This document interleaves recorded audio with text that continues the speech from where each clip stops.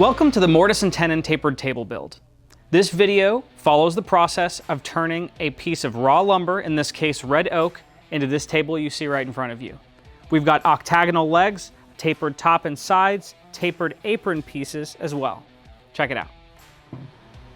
This raw lumber was fairly flat on the faces, so after cutting a little over length, I used the MicroDial Tapering / jointing jig to cut a flat edge surface to sit properly on the bandsaw for resawing.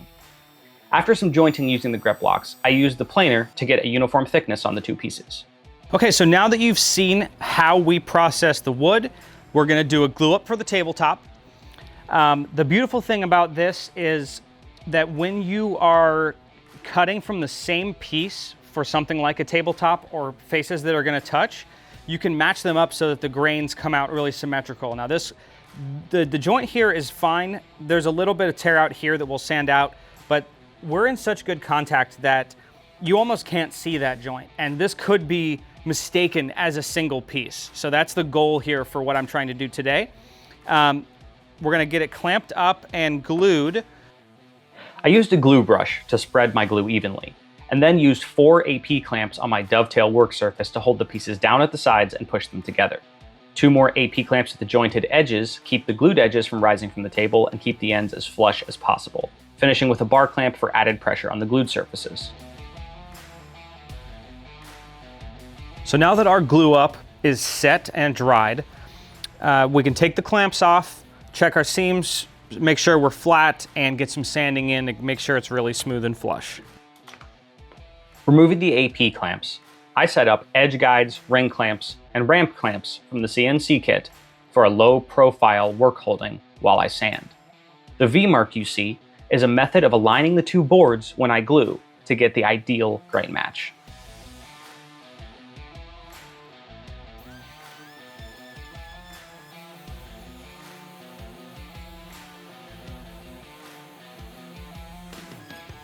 Okay, that feels really smooth. Let's flip it over.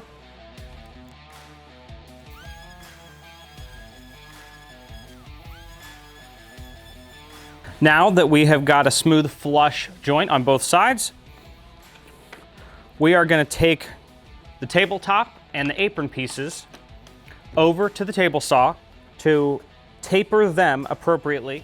I cut the glue up to final length using the grip blocks. I like using them for wider pieces because of their enhanced grip surface and smart hooks. I then set up the MicroDial Tapering Jig for my first taper. So the sides get 5-degree tapers inwards, and the front will also get 5-degree tapers towards the rear of the piece. Be sure to orient your piece properly for each taper, and remember to add the initial angle value to the second angle to get the cut right. The front tapers were easy. All I had to do was flip the workpiece, keeping the flat side to the jig. Okay, so now we have our basic table taper. After cutting the apron tapers, I used the FitFinder with the upgrade kit to mark the halfway point of each piece, then measured outward an 1/8 inch each way to leave a 1/4 inch tenon to match my mortising bit. The marking wheel and the FitFinder upgrade kit makes this quick and easy. The FitFinder is great for finding the halfway point of material for tenons and resawing, but also for setting router bits or bandsaw blades. I used the dado blade and zero play miter sled to cut away the excess wood. Set your fence for the deepest part of the tenon, then work your way to the end of the piece, keeping flat to the sled each time. I then cut the tapers on the table legs. It's helpful to mark the sides of your legs to be sure you're properly oriented for each taper cut. After cutting the tapers, increase the taper angle slightly and set the blade at a 45-degree angle to give the table leg a beautiful octagonal shape.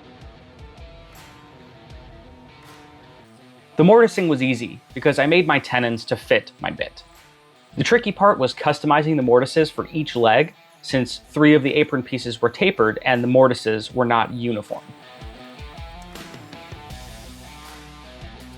It's time to break the edges of the tabletop. I'm also going to do it to the aprons as well. We're using a 45-degree router bit.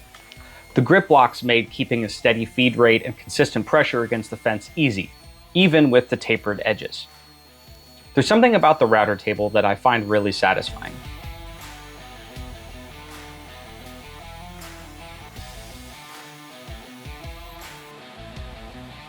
So it's time to glue together our mortise and tenons and get it clamped from all sides so we get a nice secure grip at every angle.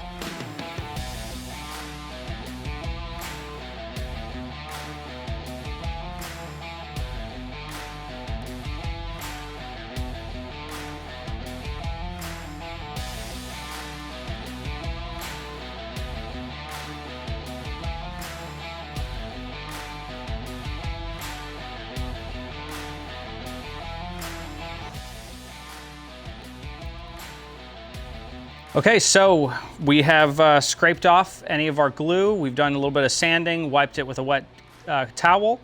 Now it's time to try the finish. I used a triple thick polyurethane finish and applied with a foam brush. I had not used this finish before, so I was a bit nervous. It took some time, but it resulted in a nice, smooth, and shiny surface. The tabletop and the legs and apron are finished and sanded. And now is the time for final assembly. Since the table is entirely hardwood and will shift over time, I used table clips made with the two-step plunge router bit to attach the apron to the tabletop, allowing some room for shifting over time. Looks like it's on very solid, it's got some tension. And there you have it, the finished tapered table.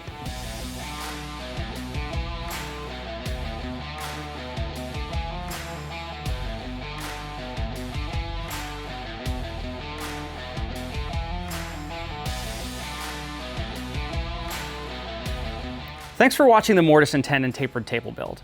If you enjoyed this video, be sure to like and subscribe.